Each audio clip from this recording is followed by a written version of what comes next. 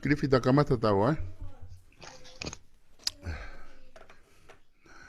o kore ke u whakatapu ki ngā hei tala whakatapu ko tōka pēk, whakatapu atu pe mi he ope, kai ata moko e whainga maria koe ni ke whakahoko atu ai Polokalama mawahe ko ia o e hoatani, ko e whakahoko ha talanoa ki Tonga eiki, pe mo e Talekita o e Sivile, Kilifi Havea, whikau aki pe mo e ngahi isiu ko ia o ki he kautaha whakapuna ko e Lulutai, pea ko whiwhia he watani ke tātou rei koe e Kilifi ki he Polokalama, māloho o tari ai whakawhia whahoko atu. Malapito Solvista, Koia, Shefi kaumaki e Polokalama koni. koe ne tuku whoki he tainimi, koe e Kilifi, koe tahani he isiu talo whoko hono whakawhia hono whakawa koe kautaha whakapuna Lulutai, pea koe tuku whiwhia apito e kāinga, tata whito ki he kāinga pe me he toke lau, wawa o hapai, e ua pe maniua, whakawhiawhia pito hono mahino ko ia e wakapuna ke puna. Pea i hono whakawa koe kautaha Lulutai, ka neonga whoki ia o ku ia e whanki isiu he kautaha o ku talanoa i he kakai, pea ko loto pe ke whahatalanoa mo koe, na lava ke whaiha o whakamaala ala. I he isiu ko ni, neonga ko swaiho o press release i he isiu ko ni, ka tā kamata pe mua mi he mea kui koe AOC, koe Air Operation Certificate, koe ai anga ai AOC i he tuu ko ia e whewhola o aki wakapuna Sivile. Malapito Solvista, koe AOC, koe laiseni ia o ku whimau, ke lava o mau mai e ha kautaha airline, ki mua be whahako ne puna wakapuna. Ai koe ka whimau e ha kautaha ke nau puna wakapuna, ko pau ke nau whakakato e whimau ai AOC, e Solvista, ai koe whimau ai lao ki ai o ku maa popo apito apito. Te whatonga i piko e usi ko ka mea whaenga fua ia ke mau. Uku whaenga da apito apito ko hui ko whimau ko e lao ku very strict apito apito. Ka koe Air Operator Certificate, ko Air Operator Certificate.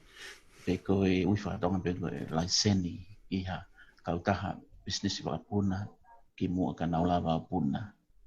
Koia, ai a whimau rewa ke ai whaenga certificate koia. Koia. Ai koe tuu, koe hae, te ke lama ki talanoa mai ki he lao koe whewholau aki wakapuna Sivile, ai ku pehema koe waftaha whape, waftaha nima, koe hae ai tuu uni koe ai lao o whikau aki pia mohano whakakakato hangai whia mau ki he AOC. Malapito solo, koe tutune lao koe au tonga ni so koe act, because Civil Aviation Act, wanoa taha wha, Koia. Me te lao, ia. Koia. Paku hangarewa e tonga o te adopt, me mo Civil Aviation Rules, anu sila. Koia. Tatau pe tau mawhangi motu i ke pasiki, au te whakaiki iki ange, Civil Aviation Rules, pe te ai pe mo mea rahu advisory circulars o te hanga ACE pe wipo AC o te whakaiki iki ange ai whima o e lao ai kono whamahino ia ka te nao tōru ai ngahi u whima ko tawe whakatau ke whima puna AOC e koe whima ko nei lao e solo ku fuma opo au pito be ai ko tui maru lahi e umauhala Papua o tāla noa koe ai ke paso, koe paso ko sino ngā ue be ia. Ka kuna o mako ki tonga ni, koe nao ngā ue e whatatau pe ke lao a tonga ni. Ai koe lao a tonga ni ko ia o kupure, pe ko tuhu i la ton pe ia he lao solo. Whatongia ia o Talekita. Ke ne whakahoko, hono whatongia ke siwi i o AOC. Pea ne toki o mai ai be e hataha pe ko whahinga organisation tene fie mau ke toko ni ke te ia ke whakahoko ngā koni ke AOC. Ai koe mea mahu inga be ko fie mau ke whakapapau i, mo whakamahi no i, hange pe ko lau press release, koe lau e whanua ko tonga ko whanua tawa taina, ko senturi lo tu mo ia ko i tonga. Ko lau a tonga kuia pe pure i tonga ni. E he kai ke pure atu ha lao ia ha fonua para fai nga kau taha fa i me tu apure anga ki he ko pau ke fai tu uni e tau lao ko tu ko e lao ko ia o kune hanga o whakaata e tare ki tā ko hanga hi whatongia e tare ki tā whelawe i mo AOC o whakaata he lao ko ni ke whakahoko Mala bita so ku whara he lao ko ni ke hanga he tare ki tā o tāri mai application bea ne hanga o assess bea mo ane CV bea ne kumi handaha o ku tau ke i ngahi umala ke matu ko umala puna ko malai pula e mi sini engineering bea mo puna mo ngai umala ke nai unga pepe no fa paso ke tokon ke fangi o tu motu ka ko ai ko tefta i poini go fam ke fa mai noi aku ko Talekita ko ia ku ne tatau be penga he Talekita hai ka taha solo pe ko hai to taha ke tokon ke te as a consultant fili Talekita ko ne me be to taha ko fai ko ne sio ke application but ne recommended mai pe Talekita pe kai ko me pe Talekita o fa tatau ke lao Iyo, ai ko ngai kau taha muri ko hai wala ngawe aki. E ko ngona moni ko sina ko paso ko mi ko kau nusila kau ngawe tau ke matu tu ai no kau nusila na pena do. Ya kau ke ai mo tanga ko ni ko David to na ngawe ke Tonga ni. Koi. Aia aku gone tu ko e paso. Oku ngawe ko to aki e o tu motu Pasifiki ai paso. Ko pau ke tau ngawe aki hango Tonga ha mo afisi mo fe fua he Pasifiki o ko pau ke tau ngawe aki paso pe ko me tau taina pe ai fonua. Ko ia solo ko hangi ka tutun ko lao. O ku ikai ko lao ia ke ko pau ke tau ngawe aki. Ai paso. Ia o ku tuku pe he lao ia ki he Talekita ke tau taina ke fili mai pe ko hai tene fie ngawe aki Koi. Ka ke mantu fak solo ko polpole mai ko he taimi ni. Ko COVID-19 ko si ai ngawe hange ko tatano ngani taimi. Koi. Ko tatano sunggo Koi. Pe la pe ta ke taimi ni ko fong ko na ngawe ke Tonga. Na mau ngawe ke Zoom call ko hi document assessment we be a link upload the link u document ba mau ngawe aki ai ke aho ko ka inspect kita ko available on site te mau ngawe on site ai ko taimi ni ko whenga ba paso ke fai fonga ko na ngawe ke Tonga ka ko singawe ma ke Tonga ai ko me mau inga bito ke organization ke now flexible enough ke now respond ke u threat pe opportunity o available he external environment organization because ko ke tau ile tau ria pe ko ha lo ai hoko me ko me mande no fa ka inspect dai no silana ko repatriation flight ke ha u me be he u tolo yen puna fika o mai me na pe lava mai a feia ai Aia koe ne tu upo ke tai ni mi oku ai ni ihia kuna whanga na tolu o whakaangai ai anga koe whai tutini oku tala mai na tolu ia oku kai ke ha mawhai ia Talekita Sivile ke ne whiri hakau consultant o ngā o pau ke fau ia he process ai paso ulo aki pe oku ke lave ke ai o whaiteria pe whanua ia pe e ngau ake paso pe ikai pe na ke lave me foki he lao ko e whatongia ia ko atu he lao mai Talekita Sivile ke ne whiri consultant ai aku o situ ana ko ia ai aku ko ha waka ku hala apito ai waka ia ko ia e tu ko ki ko ia ai so hange ko lau o ko ga lau ia paso ko ia ga lau ia paso pa ku the paso thing ala he paso tamini ki fa ma bo ne documentation hange beko tap fara da beko Kiripati o ku ai lau Kiripati ko hange beko Tonga ni ko lau Tonga ni upure o ku hala bito ke tala mai hada haya o ko fatongia ia paso ikai ko lau ko Tonga ni ko ia upure he tau nga ko falo do fonua Tonga ni ko paso ko sino ngawe be ke ngawe aki o ka fie ma na la me ke press release Koe whaka certificate koe kau tahu aku nang ki mua ngai koe ring Tonga. Nai whapapala ki Talekita koe ia nei whai pe he Talekita koe ia pe mai kau tamake he. Kata me nau ngai paso ki mua pa nau foto nau kau tahi tu ai. Ai aku lahi be koe pe ngai whonu ai Solomon mo me nau kei. Koe pe ufono nau ngai ngai betu nau kau inspect kita pe nau tone. Ai ko ngai whanu e Pasifiki, whangi whanu ai ki ange solo. Ai ko nau tōku nau ngā, ko fish mo mea koe pēnau kau inspect kita pēa nau tōku. Ko uhinga koe ai e paso, kene hanga whatata hai me kau inspect kita, patu gatu whangi whanu ai ki o mai me ai. Ko nau nau fu umba mawha, apito nau tōku nau tōku ki nau ngā ue. Ai koe me ko uhinga ia uhala, apito lau kona pehe kona ko tōku ako ai ke whai he whonga e paso. Ikai. Okay, Ko tau whai pe ki ai, ko tau whai ki lawa Tonga. Ko lawa Tonga, ko ia tau whai ki ai. Ko act a Tonga ni, wana o awha, ko ma civil aviation rules. Rules pe anu si lau a tope Tonga. Tadape moha mo mga whanua ko ia. Ai aku tau whai tatau ko tuan pe ai. Pahangi ko kulawi anai, o koe ki halau ia pa so, e solo, ko si hako ngā ute ia. Ko sino pe ngai whahako ngā ue. Aia, na ke ki lawe mai ho whamatala ko ni na ke pehe, o koe ko toki whai eni e mea koe na e whai pe he kautaha ki mua. Kautaha wapuna ki mua he wafta tolu. Na nau ngau eke na tole sino ke, na ngau eke na toe paso. Ko ia koa? Ko ia, pita. Aku moni apito ia.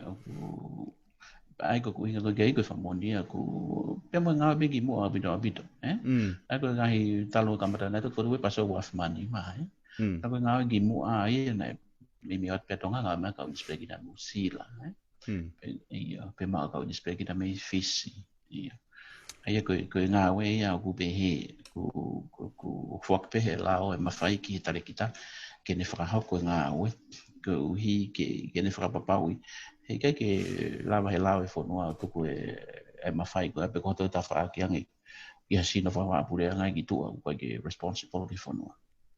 Aia koe, kana i ai pe ha o whetu utaki mo i paso ki he ai koe ni AOC, na ai pe ha mo whetu utaki mo i paso ki AOC? Ia solo, whetu utaki pe au mo i paso, koe paso na mau talu pina mau ngā mai mātolu ia. Ia. Na mau ngā mai mātolu ia ki mua mo i paso. Talo mai be mau ngā ue, a mau tō mo i paso. Koe. Ka iyo. La koe hui ngā koe whetutake a kan koe ki whae ngā ue pia mue. Nā whetutake ai ki whahoko runga ngā ue koe ni. Ne tā mua pe ki whae paso. Koe. Iyo. Pea o mai koe work plan koe e paso. O tala mai e mahina e ono e nau ngā ue ki ai. Ko senis koe nā mai ki te tongi ange e tue mo tuan fuma mawha whau apitoi. Koe. Ka kukai ko tefto uhinga, ko tefto uhinga ko taimi so. Koe.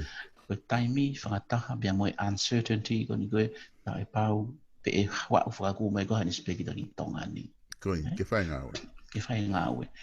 Antui, ko tamai koe mai nai ono, ko tau toki puna ia tau whuo. Koe. Mo tamai koe te nā uo mai.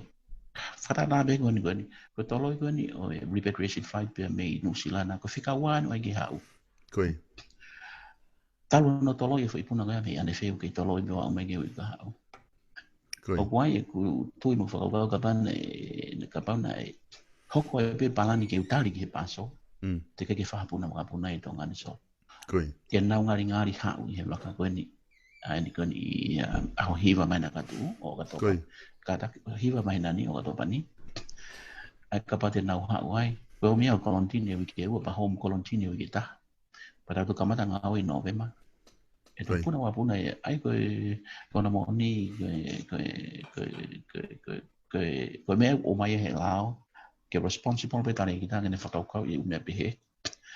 He koe watu koe umea pehe kate au he tānoa pia mo e pure paso. O si kore mo kore ke ni consider umea koe ia he. Kage lava e ke toi wei e nau pala ni he nau tala mai koe na tang, koe mahina no whaware pare, whulai apito ia. Koe. Whaawe e solo ke kau taha kamata who apito. Koe. Koe taha koe ni Lulutai, koe kau paila te tatau pe kona nau puna ki kau taha ki mua mo e waka tatau, kona tō pen. Kona tolu pe. Ia, kona tolu pe. Ia ko lahi pe o element ia ko smau pe ia, ko risk gauge for all pe ia, but for all na o documentation for papau to compliance ma lao. Kai ke ko tefto o hinga ia solo he kai ke tau tatari tau tolu a Tonga ia ki a taimi ke whakapapau i mai ai oku ke taimi ke toki hawa e paso pe hawa fe. Ko uncertain kon ko i hawa e makapuna mo ne tai hau. Ko mea ia ku ki i whaingata aia e dai mini e sol. Ke whakapapau ia ko uhi he malawa pe ki hau ke au hiwa ku toi tolo i e puna ia. Pe ai ko tui ko aku solo. Ko whai ngā ue ko e ni ko tui ko ngai whakaanga pe ngai utawhake ke ko e. Tau pe ka pana e tuku, tau tari ke paso. Ka tau tai puna wapuna maa ke ahoni. Ko tui ko whakangata tau pe e o mai. Ko haa rewa ngā ue puru ngā whaka o msi ure u whai. Kuka ia ke toi whahapuna wapuna ka tau tari. Te tameri te tau tari ai pe. Ai e whoki ke e klipkio e o pehe whoki he kau whakaanga koe ni he hanga koe whakamatala. Koe mahina tolu fusi ia ke tau mao ha AOC. Ai ko ulo pe ai mahalo ko huunga whakamatala ia. Pe na whakaanga i whoki mo online assessment ko he Zoom na ke lawe ki ai. O pe he o ikai ke whaiha online assessment ia i he AOC. Ai peka ai ko ngo mea ia ua na whakaanga i ko pe he fusisi e mahina tolu pena kai to ton ke whaiha online assessment. Ka koe na ku ke talamai ko unu mo paso ia o na whai ina tolu mo online assessment. Mahalo bido e solo ko hai la ga ne nai ko uba fai ko ia ku tuka to ke Talekita ke ne kai tu ni kia pa ko tu ko me to pe e whakahoko e whakanga i pe he ka whakanga ko online assessment ko na fai ko na la ke upload a link ai documents documents upload ka do ke link ka fai on online assessment ai ko tatalano ang ni ko tatalano ni na mo mi zoom call be he wiki ni kamata mai be hoko be me fra ho pe alu be ko ke fra so si fra ai ko te fa donga solo be tai mi ko mo mamani ke nga we aki ai ko uhi ko pa be ke hanga gula be he ka ki tau tari be ke o se COVID-19 be o si afe ko pa ko tau nga ke teknologi pa be ke tau embrace technology ke tau kon ke tau nga we be whakahoko lele ai in a manner that is compliant with the rules and it is acceptable to the director that this is safe ai ko lawe ko nai solo ke tari e tano ko ni ke mai nai tolu ko kamata ko ai ka ta pa buna ki mo ai rin do ma mai na pe necessity mai na ta ko ngawe ko ni solo ko tu ni ko allow at least 3 months tu ni allow kana fa pa be mo doan ko pa at least 3 months pena ya be o va be o mo mai na tol be mo kita ai ko na mo ni solo kapa na fe ma be ke lahi e al be ke lahi ai ku ngai fanga ko ya ku mama o bito ya be me mo ni solo Kilifi ko te mahalo ko ki whehui ko ni ngari hange pe ki ngari personal ka tak pe ka honga pe o atu he ko hawheu i o ko o koe tuku aki i heni o pehe na ai na ha whahinga force me he pare mia me tua pe koe pure anga ke nana hanga na tolu ia o atu ha foi timeline ko pau ke whenga e honga o ko ke tari ke ki taimi koe ka whai mo whai puna he koe tuku aki ko ni o mai ko fie ma weni ai pare mia mo pure anga pe mo fie ma wa au ke fie ma pare mia mo pure anga ke whakawave i ke whai mo puna waka pe ko fie ma wa Talekita ke tamate i ka taha ko wil Tonga Airlines ko tuku aki ma whaini malo solo ko na kamata mai be solo ko be ko fie ai oku mea be pare mea ba mo e home stand up ne ti allow Allow, koia. Koia. I he whahu me beko application ni. Nā ku tāna beke kau tama kuna nau set up team. Koia. Ka requirement at least 3 months. Koia. Be nai uhinga pe he be solo hango kulawe. O ku o whaamu ke whapapau I solo. Mōre ke mamao hano uesia e whatongia koe ni. Nai whahako e motuani.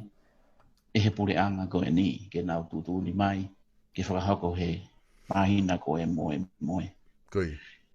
Mantu fuk solo na e tu mai tuna makapuna ai koe arin ke mahina e nima. Koe. Na e kei lama be, o whakahako le lei whatongia ke whakakata whia mau e lao. Na more ke mama I kai au pito ke hati te whei ngai ai pure anga koe ni ke tala mai. Koe. Ke whakawawe wawe. Koe. Hangai ko tukangi o ke lame ki ai solo. Mau ko tau tāno ni ki ai tāno ko ni ki he ko whenga ke tamte I E kautaha. E kautaha ko ni ai real tonga. Koe. Ko taimini ko ulolonga suspend a AOC e kautaha real tonga. Ko alun ke mahina e tolu a e kukore ki a te evita palu ke whakakato mai a ene application. Requirement application allow kai oange ne AOC. Te kenge ne lawa e whakakato mai so. Koe. Te kenge ne lawa e whakakato mai. Ai aku ko ngahan ko ngai tuko ki ko na. Mo ne ke mama o wata he lao ke ha wata ho fema o ke whare ne wapuna pa whare ne wapuna. Ka koe mea mau ngā pe ko pau ke whakakata whema o e lao. Mantu oku strict a bita whema o e lao ke ai hao AOC. Ka pata ke strict solo. Where a AOC ai ke lere u kau taha wapuna. Where kau taha wapuna Where kau taha wapuna. Ai aku mōre ke mama o bita ia solo. He koe mau ngā oe ku whakahoko. O pau ke āti tai. Koe. Wha o singa aho, o pau ke āti tai. E hao e āti tai o sio, na ke whakakato A, B, C, D, E, au ki a set. Ai koe mea ko tuku atu solo Mōre ke mama o ngai whakaanga koe ni oku. O mama o abito me mo o ni, ko ngai whakaanga pe ko mai. Ka ko mama o abito me mo ni ko kei lotonga suspend pe AOC ko ni te vita paluka o whatever kini whakakato mai whia mau e lao. Iyo. Ai e klip ka ta whoki mai ke te vita tohi. Ai ko ilo whaka toko tahan ka consultant ni na e whiri. E tare kita ke ne whakahoko e ngā ue koe hauhinga na ngā ue a kia e tonga na a te vita tohi. Malo abito solo koe tangata koe te vita tohi. I he taimi ni he kumau koe a koe toko tahan pe ia koe islander me Pasifiki. Oku kaungi he kaungi spe kita koe ni. Koe. Bea whanga ue maga be tonga uko kakato e Pasifiki ia he ngawe. O owa e tau tolu mo futupe ngawe e toko taha e koe ni. Koe toko taha koe ni tau kei au bito i he airworthiness. Koe. Ko ia ku ne whaka certificate ke puna hafu wakapuna sisi wakapuna lahi au bito kona puna ki munina. Koe. Ko hinga ina mau ngā e te vida tohi. Ka koe ka toku ngā wena ngā e ke tonga mi mua. Ko haa moa. Koe tangata ko ni tau ki au bito bea koe tangata fo koe ni na tupa ki e fisi mo haa moa. Na i po ilo labi pina e ngai whakawhi kau ni tangata eki hono whamiri ngai whono Pasifiki. Bea toki ngā au koe ni koe ne ngā au e pe e poru ngā Polokalama Sivile a Tonga pa ngā au e Royal Tonga. Bea koe whaka certificate koe Royal Tonga na ka mata te vitohi. Na e te ngā au e te vitohi New Zealand Civil Aviation Authority. I whakufu e tau e nima. Bea ngā au e Papua New Guinea. Aia i he mahino koe hika ki lava koe paso ia koe ke whakahoko ngā ue. Nā ma o stana pe mau mo te vita tohi ki mua. Pako na moni koe whamalo lahi. Ai mo tua nira te vita tohi he ne loto ke whakahoko ngā ue koe. Hina mei loto bege tuku. a ene loto ai ko ne ofa be ke fonua ko tonga ke fa hoko ngawe ko ni ko fe ma ni u vivili u fe ma hoko ke fa hoko puna ma puna I tonga e ka ke tau tali ai pe e ka ke tau tali ai pe ta ke ko lave nei solo ko toki unu mai ne paso ya ke na ngawe ke fona ngawe ke tonga ni koi ai na va ve abito e ka ke ai ko lave ko ke te vita tohi na mau ngawe ma tomo te vita tohi ki mu pe nga au Oscar do fonua e pasiki ai pa ko tui ko uhi mahalo ko ni tonga na ofa pe David to he ko rea tu ki ai e fa mai o to ko ni mai he ka pau e tali ke paso we never know be to ki puna ba puna I tonga a fe ia ai ko tanga ta ko ni fa nga ta au to pito ke ia he pasiki ango ko tala tu ko ne profile ko ana he's the only islander in the team pe aku for professional ya bito ko mahal na lave bega ku press release solo ko to ta go ni o ku kone fusia na lao wa bito ko ke ta me aya e lava pe kau senior peasants ko me Lulutai talaka ko fusia u ni ko lao o ke te ha me ai ko to ya fe ke ta fa aki pa ku ilo abe ko ni spe kita fa ngata ai ne hanga fusia u lao pa kon ui ko ni fusia u lao ko me ai to fo am gi ai Hego aviation is highly regulated ko ui ko highly regulated oku pau ke fusi lao ke a I fo pau I hao me malo fe fona aku ka puna koi ai ko na fai foko no foka nga I ona te vita tohi o pe he ia ko AWI inspector pe ko ai I he paso ka me ke profile ko na ke hanga toko mai I he press release oku fu ko toko taha ngau mahalo ko taha peni he taha Pasifiki peni ko taha Tonga ko au ke tumu ngau he aviation ni ka ku whainga ka whanga ke tuku hifo ki lalo ka ko ona ke lave mai pe ki ai he ki he taha akone a te veta tohi ko Kilifi ko tui pe foku o ku ke mahino I pe e koe ko o ku ke I he fohe I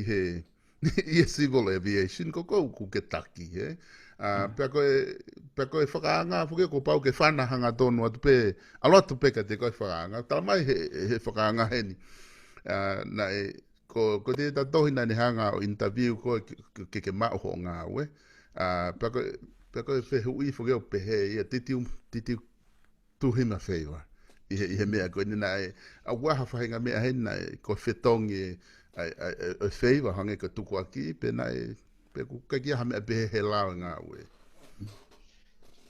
malo bito solo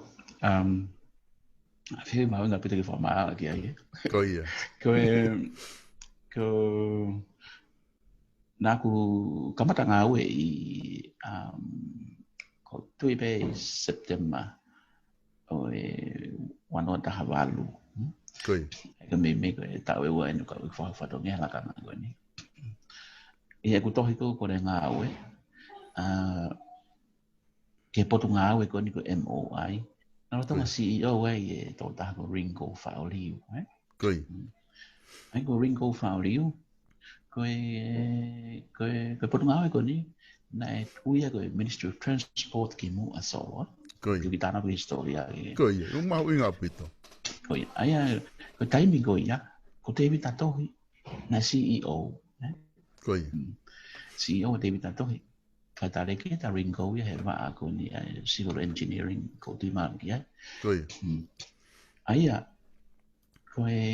ko timing ku ik mistai to kon pare mi amaro ko se musika koi ko na wa be na ko mi mate mantu ko tau ke ko na te vita tohi malai ko me fi ma wa koi na kumi mai na time ko lo ba te vita tohi te ke mama he ni ma wa koi ko tawa na kumi mai I was an applicant for the position yeah of course ko labe ko au na ma interview na to o be koi ki position ko be mo to da ko te vita kai tu fort nga o be na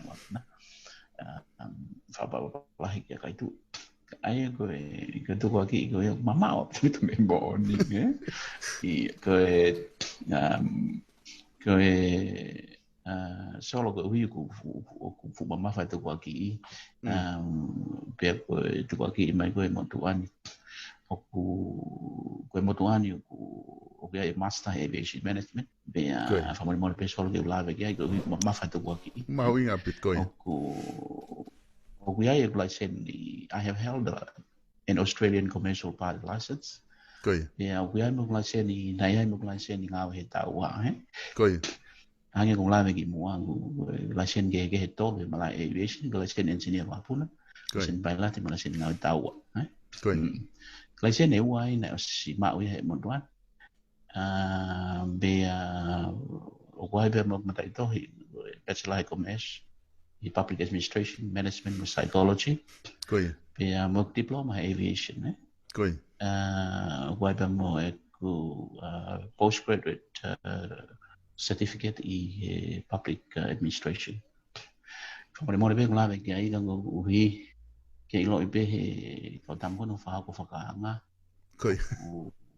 ne fa be filia brinco be mo BSc be mo de vida to fa ta tau ke tau ke e tau to mo fulu I tau fo fa to ni mala aviation ne uhi ke fu mama fa tu aki o me ko fa ambe ke la be ke solo ka tak be na ta la be ku san tu mo kana hangi ko lau tika ke mahen ya potito hitan ko ya to ki mahen ma ki mu he na we ka ku siapa ke fa nga fu hangi te na ku mi holo be ha me ke fa nga ya ku fili ko la ka nga ya ko ya ko fili be ya ka peno na fa ko interview aku por favor mo be ki Tonga ko to he fai be ko de sani tungu ka ko fa ampe ko wi mama fa to ko ki o mai ko ne fe wi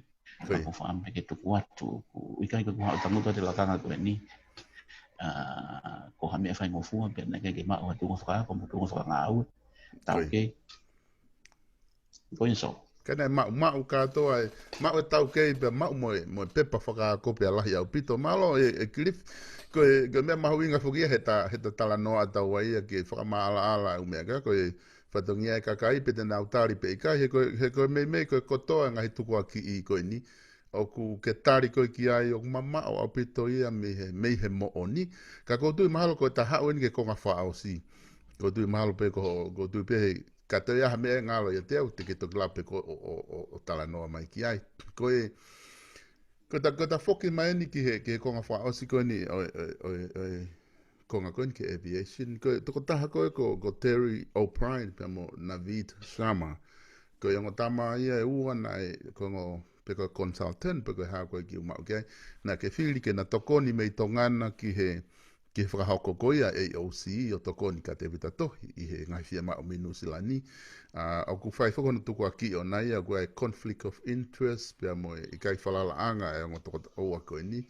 Ka koe haho wakai a koe mi he ta whaaki a koe ko Talekita. Alo bito solo. Hange koe ku ngā peka talawe ki mua. Nai ngā ero le rei ko doa beo pa beo ke whakanga he kon whakanga. Koe. Be re fo pe ke lao o ku he lao o ku he mawhai Talekita. Koe. Ke whakono le leitaha ke lao whakahoko e ngau e whanua. Koe tangata aiki koni ko Terry O'Brien. Koe. Ko engineer ia ku i ko engineer wakapuna ui ko lady ko license aircraft maintenance engineer Koe. tangata aiki koni ku i he tau whitu mo futupu. Na e ngau e tau lahi e maa Nusila, ko engineer wakapuna, pia ngau e New Zealand CAA, pia ngau e CAA a Papua New Guinea, pia ko kasa PNG, pia hiki mai tangata ko nia o Maritonga mo nofo ai bea I tongani. Ko ke toi kehe tangata aiki ko ni hono tau, pia mo ni tau kei ngau e, pia mo kau palang ko ina Nusila o ngau ke paso. O monu ia tongani ma tangata aiki ko ni. Koe kau ini speki ta solo o koe ke fie ma uia koe license wakapuna oku fie ma uia ki current koe ni current koe ma pio license wakapuna o kuia ile ma o metikolo Ko current ko medical lo. Tapi pa fa ta ta currency. Aya e valid pe ho license ta ta. Pakai CV to CV medical. Kai ketika ke la ke validate ho license aya be he. Ko kau ni spe kita ko tau ke nga we be pa ke firma we ki current in license. Aya pe he kau ni spe kita. Aya ko fonga nga we na firma o hangi kon ko tanga na ko nam need tanga ta fisi ai Tonga ni. Na nga we ge Civil Aviation Authority of Fiji. Ko ni spe kita me ko flight operation inspector. Ko te vita toki pe amo teri ko yung AWI ko airworthiness inspector ia paso ko te vita toki senior airworthiness inspector ko ma upe ta utolonga fulu o nga we solo ia ta faaki u befu tau kei ko ia ko ia aia ko na ua na nga we agi on site ki whakahoko ai inspection pia toko ni atu pia moa uki ai pia moa ku kau ngā au i honga ta whaaki ai ko pia determine pia whakababau ia timi ko ni koe ai airline ni o ia pe mo kau engineer ai ko kau leimi timi ko ni airline ni ko kau leimi tangata ko ulo tau malolo tau ge abito wai be mo to ta fisi ko swap ko leimi be mo ia ai ko na tole na whakakato me na firma me ta fa ko airline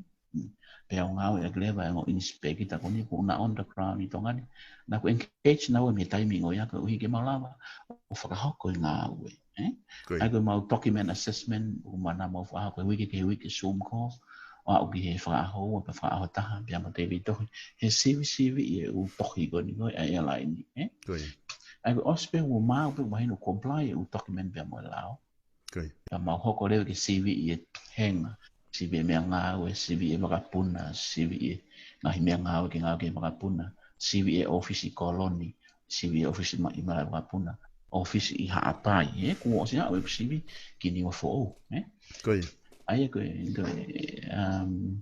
kawe CV i goni o me a Lulutai application a Lulutai he CV ma opo mau mo whaka au liriki pia to compliant pia mo lao ko uhi he mau teu ka hako mai a tita a sina fo ma pureanga ko mau le reiki ai Foi heu pe ua toe Kilifi pa tukuanga le ko ke hoko atu o fatongia ko logulai o ngā ue fai ko foi i pe ua te uhanga o atu fa oskita fa oski ai ko lao ko fa ma pureanga ko ICAO ko apa ko hai whenga mea ko ia lao fa ma pureanga oku whakalao nai ai hoko a etka koka ko CEO without any experience in aviation ko tuku aki e ni ko hanga o atu pe oku whakalao nai pe oku pe ko hawhenga uhinga mi heta whaake aviation a koe maro abito solo ko kawene tu tua ki mafa moen ko ICAO ko sino ma pure angai which one no pe ICAO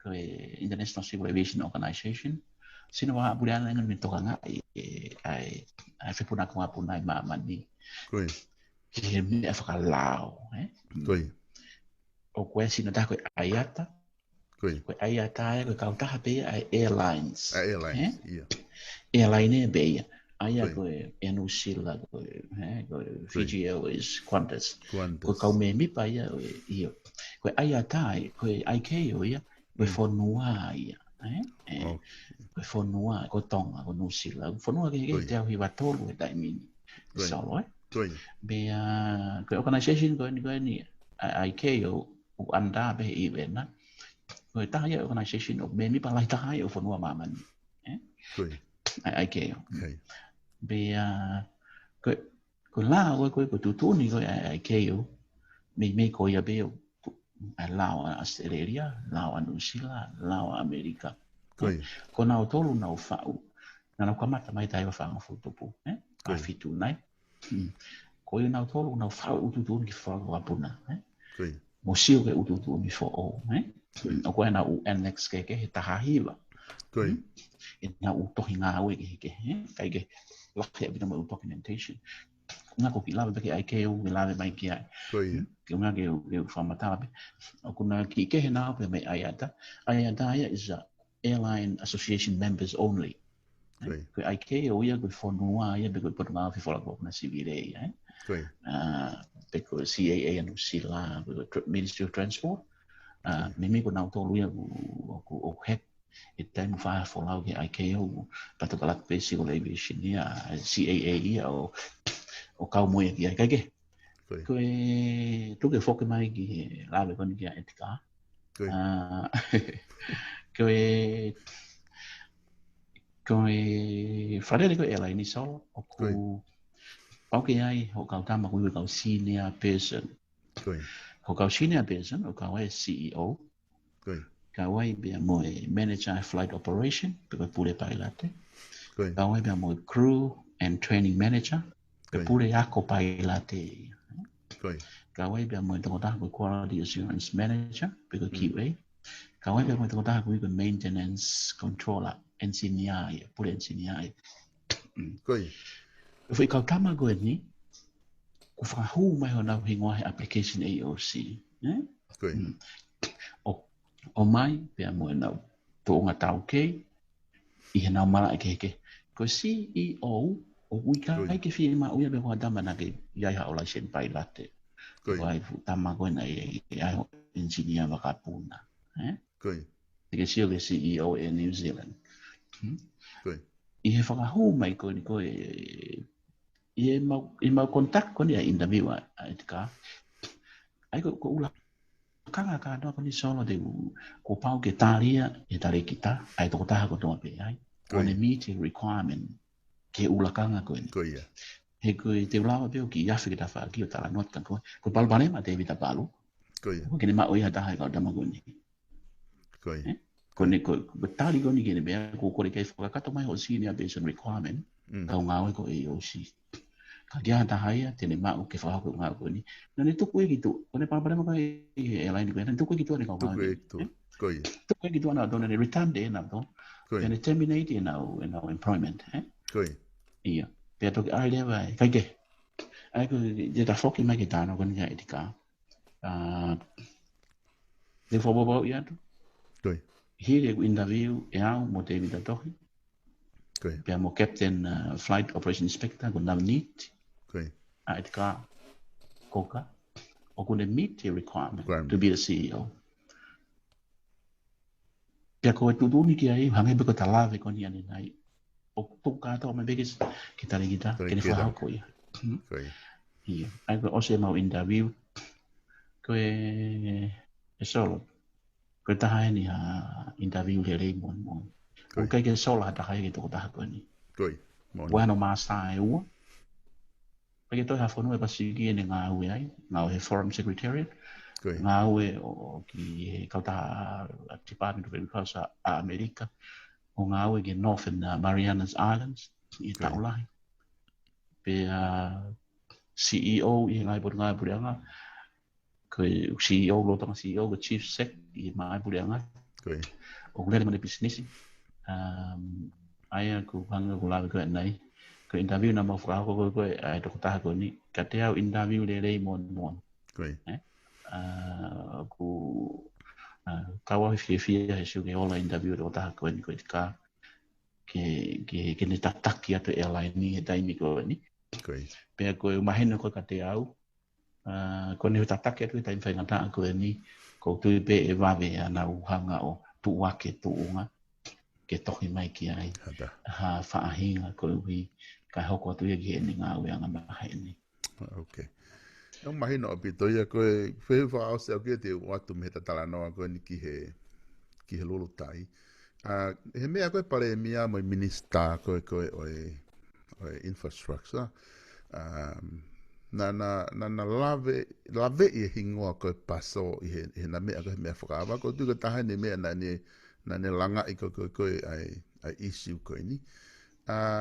He kai whakiteke, ko ilo pia he kai ke lawa ko rea ma ki nau ki na uhinga ka koku whehu pia ka te koe na ai ha information, ha communication na kai ke a urelei na uhinga ki I whihalako ni pia ku mau to'o ai na rea out of context. Malo bito solo ko ti malo ke me bina la big ku press release. Mandui ko uhi ko te vita to hi okulo to nga awe be na nga awe be ke paso pe okulo to nga awe be ke paso ko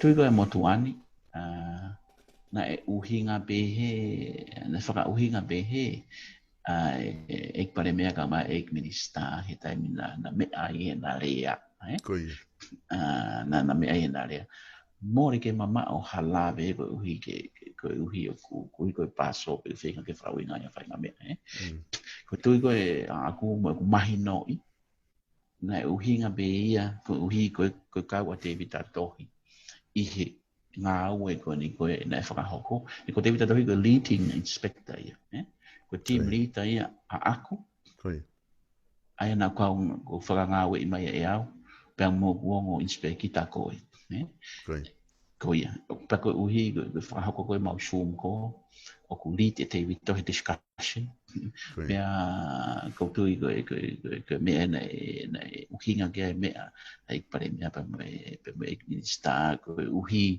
ko te vita tohi ko consultant yang maheni pe ia paso pea ko consultant lolotonga pe ia paso I ko tui na uhi nga ki ai na kai ke uhi nga ke takhala e hataha o pe ku mama o bito me uhi nga ke takhala I hataha ai aku ma o ka fora nga fi me ko o hofi mai ai ma o bito ia pena u hanga pia o fo papau I ku press release na e ikai ke ka mai ai paso na nga pe bito to I capacity pe ya ana ku I display kita nga mahen pena u fora la o be ia ke ku me au ni display kita kau ke beamo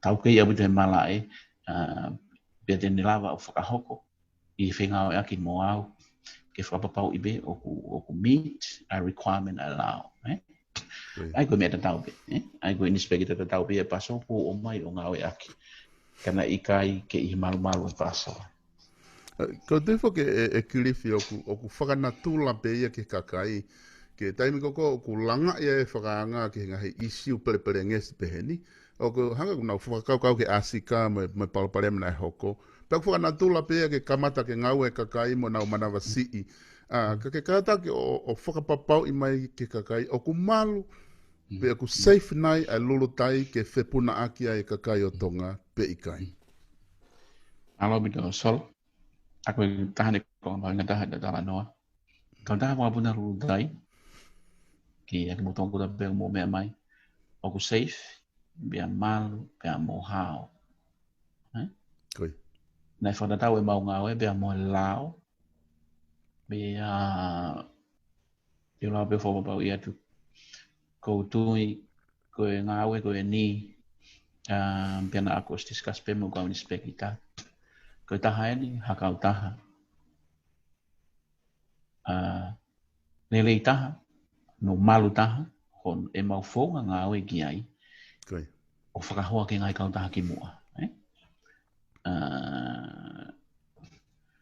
ko whaalera ki mai wapuna whai pe ku whanki siwi mai mea whanki spot audits kamata mai e puna e ke atu ki he check ini tala mai o ku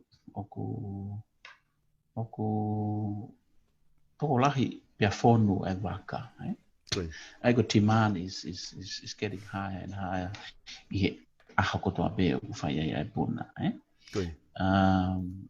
ko e kau engineer na wala ke ai ko kau leimi me kau paila te solo ka aha mga puna e ka ke safe ko engineer pe e lo ki tohi mai no e ka whapuna iyo ko e mala e aviation ko kina tolo ngau very very professionals o I ka ke wesia na decision na dolia ha whainga me whakapapanga me whakapaanga ko safety is the priority Safety is always the priority. He kai ke ala te engineer mo baila de o puna he ba puna e na ilo o i kai ke safe hangi ko tala no loi ku ave holo. Okay. Ko na ilo pe u kai ke safe ko reko meni ke siu ke ba puna fa no na u mu de ka ko folo ba yet i te ta no so o ha mo malu a ka ta ba una Lulutai o fata tau ke ma unga awe o mai ki a honi. Ko tui Kilifi ko climax ia te tala noa pe te tangata ai. Ko tui ko mea maho inga taha pe ia i he kutui e ta tau pe kia te au pe amuha tonga pe ke mau ilo i o kumalu pe a pau e kau taha wakapuna pe na e whakalau e ngawe ko toa na mo whai ki ai. Ka lawa ke mau ngau e aki e whepuna aki e kau taha Lulutai Airlines. Pe koe ni ku ke lawe ki ai pe ko whamalo lahi atu ke te koe. I he mau e whainga maari e hoatani ke whai ai tala noa mo koe. Lo tonga ho femo e kina ngai fatongia pa me ngafa fa hoko me tongana ko fa mo mori atu e Kilifi ka pa na ha fehu ina e ala tu ki to ke pe pe se no lo tu ke te ko ka ko anga pe nga we pe mo feinga ke ta fe mai no aki i he ngai isi u ko ni koko ko ta ofa mo mama hi ho ta fonua pa mo pure anga ku o tu po ku ta pore pore e ngai hon ma lo pito e lava mai ho atani ke fa hoko ta Polokalama ko tu be mahalo ku ta fi unga he ahon tu ke ka pau te ha me ke te ke fi te fi lave ki ai Malo bito sol fa malo da bito be whainga mari ko ke tu mai ke lava fa ko te fa mala fia bito lava ke ta no mo ko hanga be ko lava nai ko climax ia ta tala no ke me si pe ku e u sol ko fa be ke fa ko tu ko time for ke ni COVID-19 ko pure COVID-19 ia do fa nga o ko restrictions ko ta after do COVID-19 o pue puke ta toho ta puta o pau ke tau whenga ki a whonga ngā ue e lawa hao mo mau baki compliance pe po e mo lao paka mea ne whai tonga mea whao si pe sol ke mea be ko statistics ko whewhora ko wapuna Sivile whahoa ke whora i tahi pia mo e lere i uta o ku tale whahau whewhora ko wapuna i tonga tau ni hiwanga futup whafuafua e tō taha pe ko pekia te sio ke whalautahi pia mo e whanat mele i uta na ulawe begea he mai press release ki moa me ke toko wafu tupu solo ke toko wanoa o pekia he whanonga aki tonga i harapuri anga i tonga ni i e tau aia ko uhinga utano ki ai o ku malua nge pe ha whawala ka wapuna Sivile ia i hana whakahoa ki whanonga lere koe i uta mo whewhana aki tahi.